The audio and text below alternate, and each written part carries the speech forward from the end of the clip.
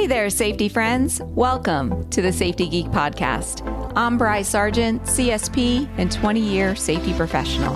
After spending years training safety leaders across the globe for a large corporation and creating safety programs from the ground up over and over again, I am now sharing my processes and strategies with you. At the Safety Geek, you will learn how to manage an effective safety program that increases your management support and employee engagement, all the while helping you elevate your position and move up in your career. If you're ready to step into the role of a safety influencer and leader, you're in the right place. Let's get to it. Hello, my safety friends. Today, we're talking about the underlying aspects of safety management. You see, when you got into this, you were likely told that safety is all about those government rules, about creating policies and training everybody on those policies. And yes, that is part of it. But the bigger part of safety management is changing behaviors. Because what they did not tell you when you started was that standing in front of every policy, program, SOP, and JHA out there is a person with their own thoughts, their own beliefs, and their own experiences. And they may not agree with you. And they may not believe what you're telling them. So, in fact, it's not just one person. It's like an entire workforce, okay? With their own thoughts, their own beliefs, and their own experiences. And this is why when you create a new procedure, even if it's approved by management, it doesn't always get followed as you were expecting it to get followed. Now, this doesn't mean that you need to bring down the hammer and that you need to put on that safety police hat. It just means that you need to up your game and you need to learn some hidden triggers to behavior change. And that is what we're talking about today. So before we get started, I want to make sure that you understand my journey and how I have come to make these realizations. So over the 27-year span of my career, I have had the opportunity to work for organizations that just love to buy other companies. Seriously, everywhere I worked, they would just buy another company. And then I would have to go in when no due diligence was done and build a safety program from scratch all the way up to getting it compliant as well as getting it to a VPP level. So I had lots of chances to work with different safety programs and different management teams. And I learned very early on that what works for one team doesn't always work for all of them. But as I was gathering all of the different tactics and strategies that I was trying out along the way, what I ended up developing was these psychological tricks that I could pull from. It was a little toolbox. Hey, I tried this. It didn't work. Still don't have management support. Let's try something else. Let's try this tactic. Let's try this little trigger, right? So when I decided to go back to school in my 40s so that way I could sit for my CSP, I had to choose my degree. And there was a lot of things that went into the degree that I chose. So I'm not going to get into that here, but I did feel like psychology was extremely closely related to what we already did.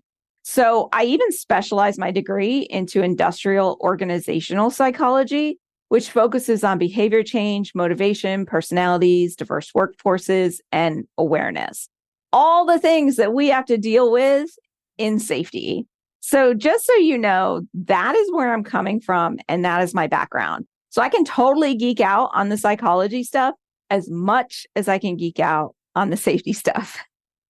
Okay, so to fully understand how behavior change works in the human brain, there's a concept that you need to grasp, and it is called the motivational triad. The human brain is always looking for three things. It wants to avoid pain, seek pleasure, and conserve energy. Pain meaning anything that is discomfort, anything that takes it out of its comfort zone. Pleasure being anything that keeps it in its comfort zone, as well as anything that's going to give it a dopamine hit. And conserving energy means that our brains are lazy. Our brains just literally don't want to do anything because it takes a lot of calories to do all this thinking as it is. Try not to use up any more. Okay. So those are the three things that our brains are constantly trying to do. And every time we ask somebody to change what they're doing, their brain is going through the motivational triad as well. And it is basically throwing thoughts at that person and creating thoughts of those people to make sure that it avoids pain, seeks pleasure, and conserves energy. And those thoughts have a foundation in that person's knowledge and experience. Knowledge being whatever that they've learned or researched or read or taught by their parents and their teachers, and experience meaning anything that they have personally experienced or people close to them have experienced or something that happened within their lives. So we're fighting a lot of things here when we try to get somebody to change their behavior. So if we're asking somebody to put on PPE and based on their experience, they grew up with their dad in the workshop, never putting PPE on, and it was never really enforced in any other place that they worked. And they've been working here for 10 years and have never needed to have eye protection before, and they've been fine. Their experience, their knowledge, and their belief is going to be that they don't need it. And you're trying to ask them all of a sudden to wear it. And then their brain is like, this is going to be uncomfortable. We've never worn it before. Might have to get big ones to put over glasses. They wear glasses. The brain also wants to conserve energy. So it's going to take energy to track those safety glasses and go get them and take care of them. And then it wants to seek pleasure, right? It actually gets pleasure out of not following the rules. It's like, hey, we're getting away with it. We got some confidence, got some freedom, right? So as we're trying to get people to change their behavior, their brain is feeding them all of these thoughts that PPE might be a pain and, or that they don't need it. And it's making it harder for you to actually change that behavior. And this works the opposite way as well. Like if their experience is, a background in a lot of injuries or they have a lot of knowledge in safety, this works the opposite way as well. So think about ourselves is that we have a lot of knowledge in safety. We may not experience the injury ourselves, but we actually have seen a lot of injuries ourselves or heard about it in our reading and stuff. So it makes it very easy for us to say, yes, I will wear the PPE because we know what could happen, right? And that is the motivational triad. So the key to getting people to reverse their thoughts or to change their behavior is by injecting them with knowledge and experience. We really don't want to inject them with experience, but let's say that they had the experience of an eye injury from not wearing safety glasses. They will likely become an advocate of PPE after that, right? At least for a while. I mean, generally once an injury happens, they will change their behavior for a little bit, but then there is always a chance of what you call in habit formation extinction, where they kind of go back and they go back to their ways again. So the trick is to get them to believe that PPE or whatever it is you're wanting to change in the process, that it is one, easy, that it doesn't take a lot of energy, two, pleasurable, meaning they're going to benefit from it. This is why we're always talking about you need to talk about the personal benefits to the people. And three, that it actually is going to help them avoid pain, right? That it's not a pain to wear the PPE. It's actually avoiding pain because there are all these terrible things that could happen if you don't wear it. And then if you can talk to them in the tone of this motivational triad, it actually becomes easier to change people's thoughts and beliefs and get them to follow what you're asking them to do. So now that you kind of understand how the brain works, that's obviously not the only thing going on up there. There are three areas that I think you need to pay attention to when it comes to trying to get people to change their behavior and follow what you're asking them to do. The first one is awareness. This is the squirrel effect is the way that I like to think about awareness. If you've ever seen the movie Up, where you have the dog and he's talking and then all of a sudden it's squirrel, that type of thing. That is what I'm talking about. That's attention. That means that something grabbed its attention or its awareness. It could also be called the shiny object syndrome. So when you can build awareness of an area or of a situation or of the possibility of what could happen, you're avoiding complacency. Because what happens with complacency is the worker is typically on autopilot. And they're just kind of like doing the job through autopilot, and they don't necessarily see the things that are going on around them. And then also, if it is like more work for them to actually pay attention, the brain is not going to allow them to see it either. So like there could be something right in front of us and we could say, nope, don't see it. I can't find it anywhere.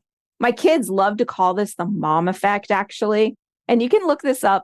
There's memes about it, like mom witchcraft and the mom thing. They call it the mom thing. But this is when, and I've actually seen this with a lot of moms. So I'm sure any moms out there, they can relate, maybe dads too. But this is where like the kid is like, hey, mom, I can't find my whatever, like my red hat or something like that. And the mom is like, hey, it's on your desk next to your keyboard on the left-hand side. And the kid goes to look for it. And they're like, nope, it's not here, mom. It's not here. You got to come find it.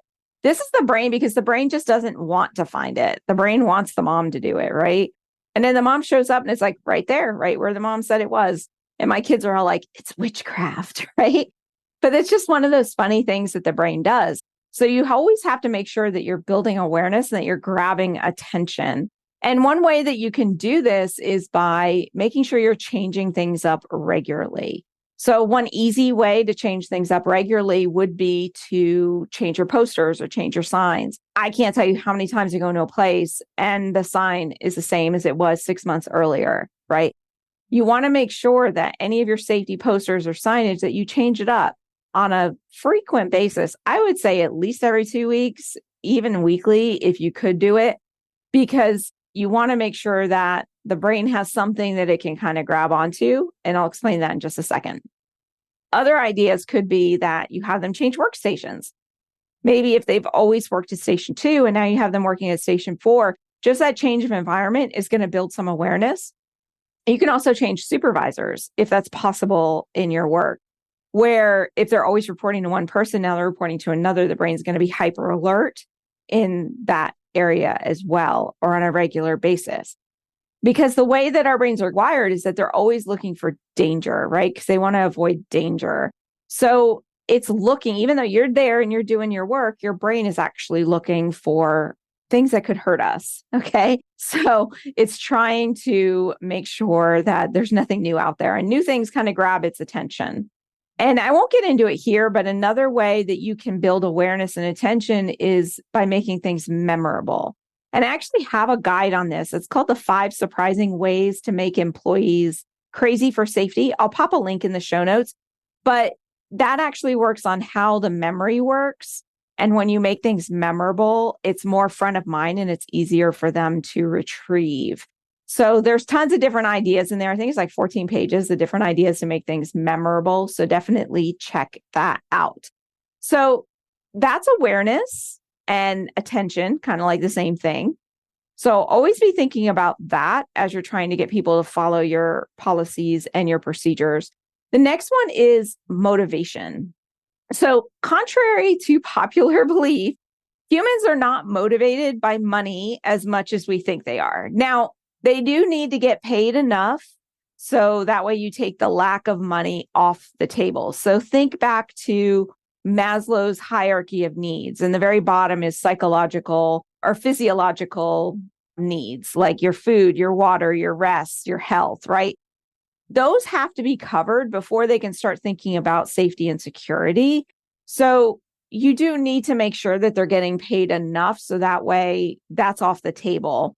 If they're not getting paid enough, then yes, money becomes a motivator, but it's not going to motivate them to do what you're wanting them to do. It's just going to motivate them enough to like, I have to make more money so that way I can pay my bills type of thing, right? And the bills being like the bare necessity of bills. Once the bare necessity of bills is paid off, then money is not as big of a motivator than we think it is. And they like literally study after study after study, money has been at the bottom of the list of motivators. What is more motivating to human beings is a sense of pride, a sense of purpose, and autonomy.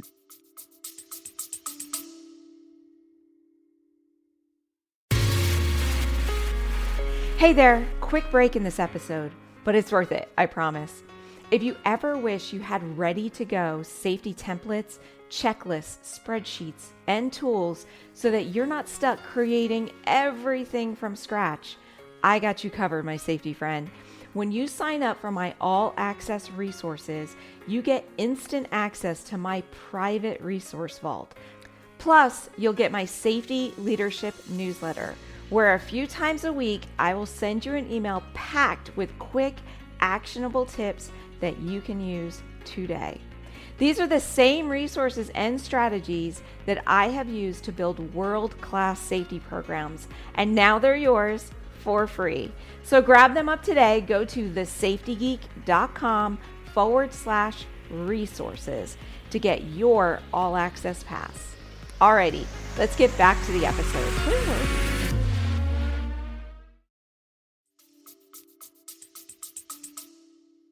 Meaning that they have to have pride in their work, right? And that they need to know that what they're doing, what the bigger picture of what they're doing is. If I just say, hey, I'm going to have you, stuff these envelopes, but I don't know why, I'm going to be less motivated than if I know the bigger picture as to where these envelopes are going and what those envelopes are going to be doing.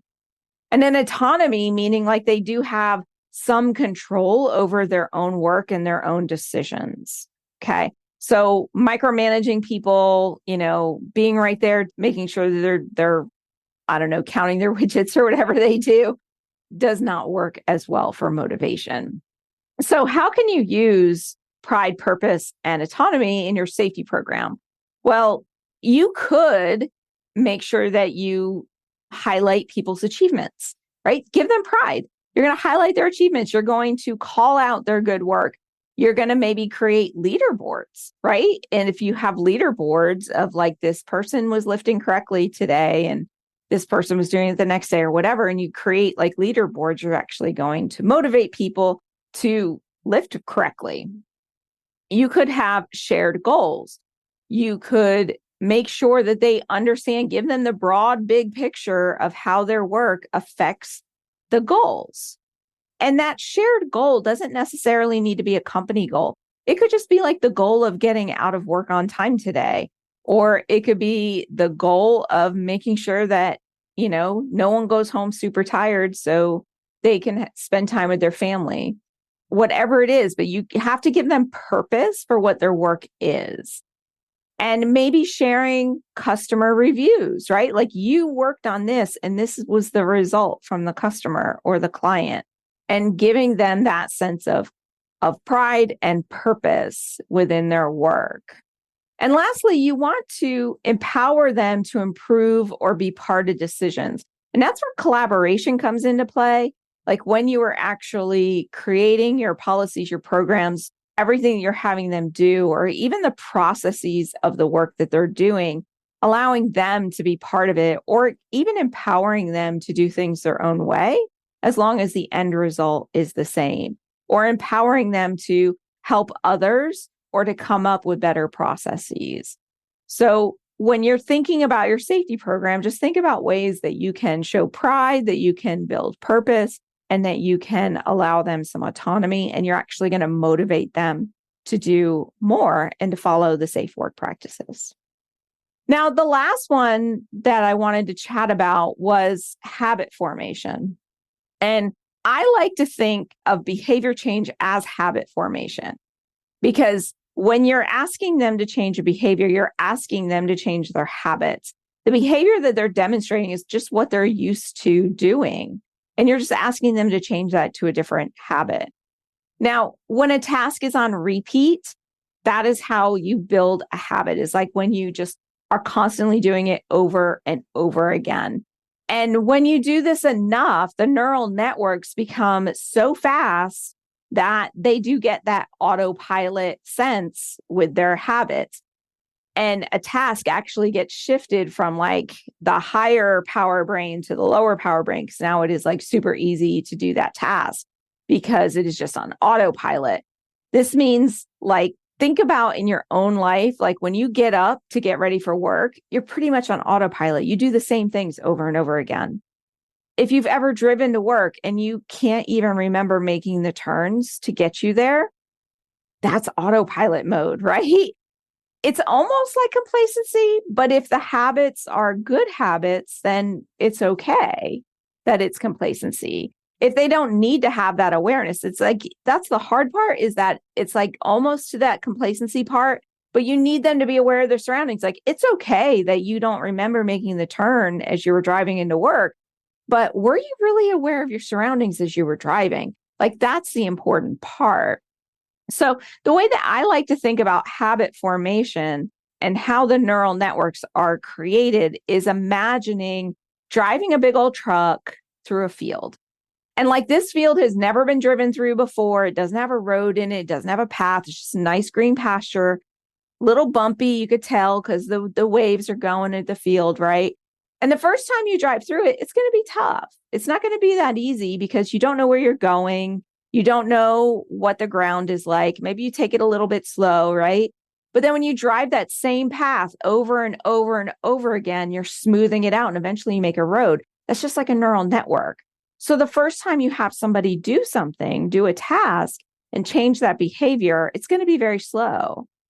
But if you can get them to do it on repeat over and over and over again, it becomes easier because now you're building those neural network connections in their brain that is going to start building that habit. So this is where habits can become a really good thing, when you have them build that habit to do it the safe way. Now, unfortunately, a lot of workers come to us with some very bad habits. These could be very bad habits that were instilled by their parents, by their friends, by other jobs, or maybe even they came into your workplace and they were trained by somebody who showed them all the shortcuts to do the job and expressed contempt about the company or about the rules. And then that started breeding like bad habits within your new workers. So that's something to look out for too. Like, who you have training your new workers is extremely important. You want to make sure that person has really good habits too.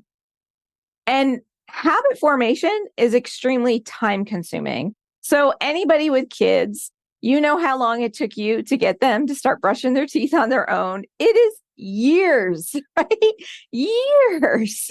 So anybody with kids can attest to that. So that whole myth about like, 30 days to build a habit or 90 days to build a habit, I call BS on that because it is really ridiculous. It actually depends upon that person's beliefs and that person's experiences, whether or not they will build a habit. So it comes really back down to that motivational triad as well. So what I want you to think about is like, I have seen this, I'm sure you have too, where a person has like a heart attack and they can immediately change their eating habits, like immediately.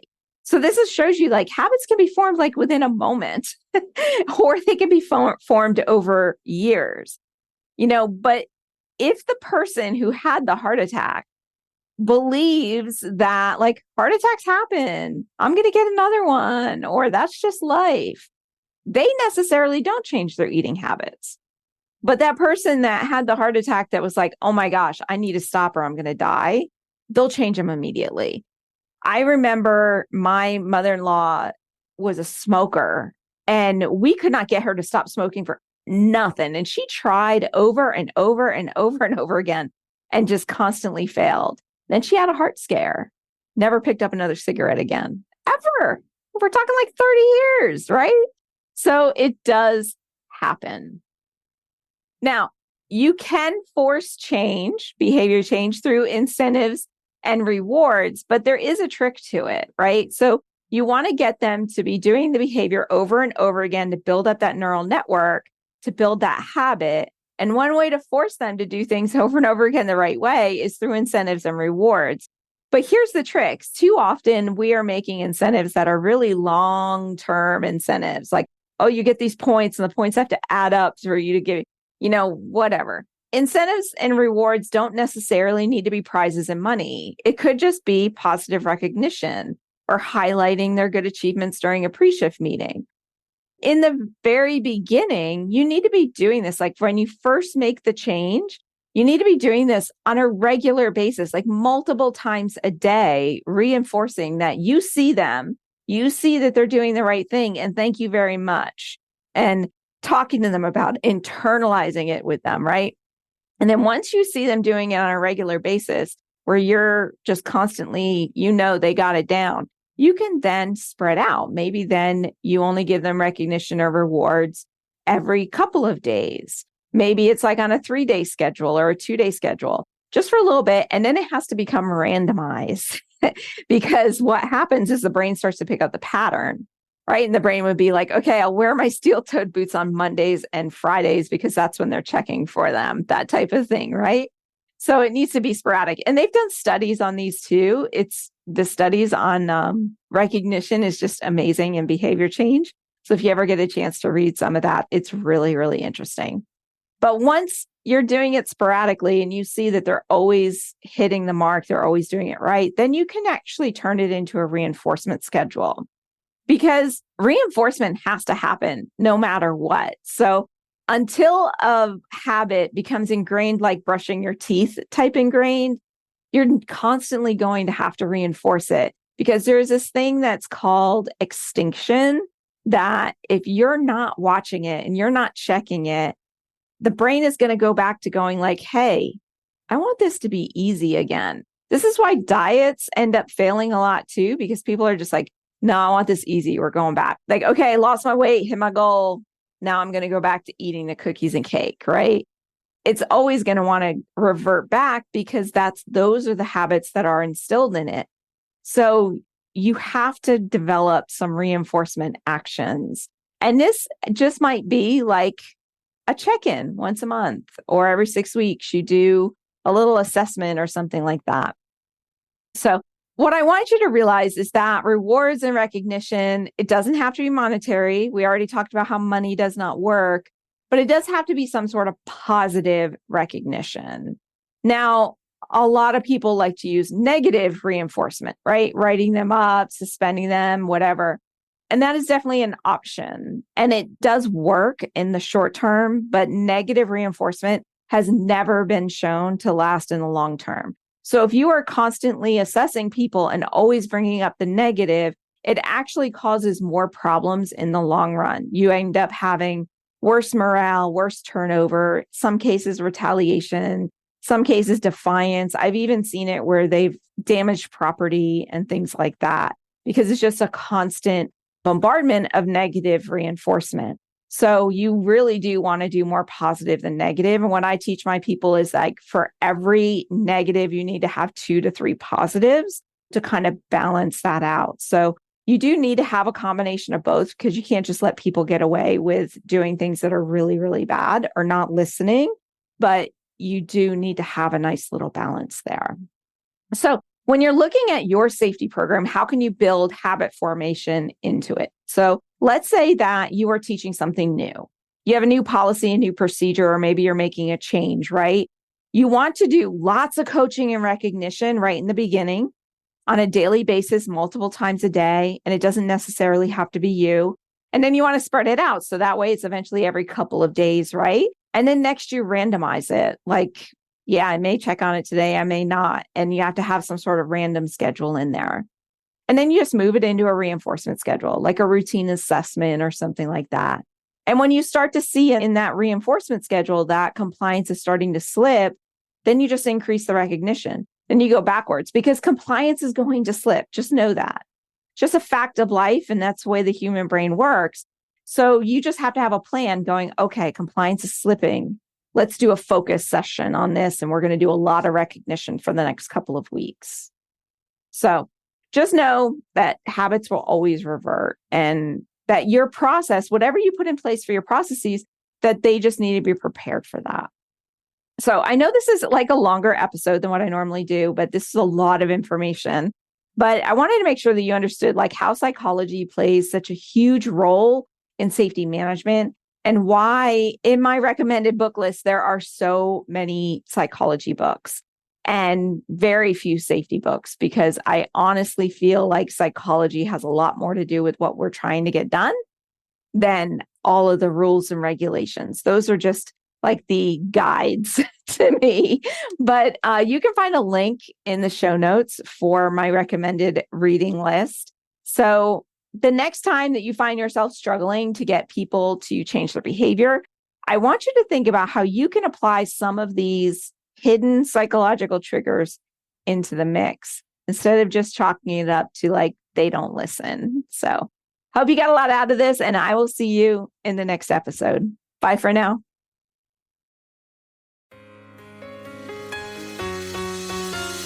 Hey, if you're just getting started in safety, or you've been at this for a while and are hitting a roadblock, then I want to invite you to check out Safety Management Academy. This is my in-depth online course that not only teaches you the processes and strategies of an effective safety management program, but how to entwine management support and employee participation throughout your processes. Are you ready to finally understand exactly what you should be doing and ditch that safety police hat forever? Then you have got to join me and your fellow safety scholars over at Safety Management Academy. Just go to thesafetygeek.com/SMA to learn more and to get started. That's thesafetygeek.com/SMA. And I will see you in our next students only live session. Bye for now.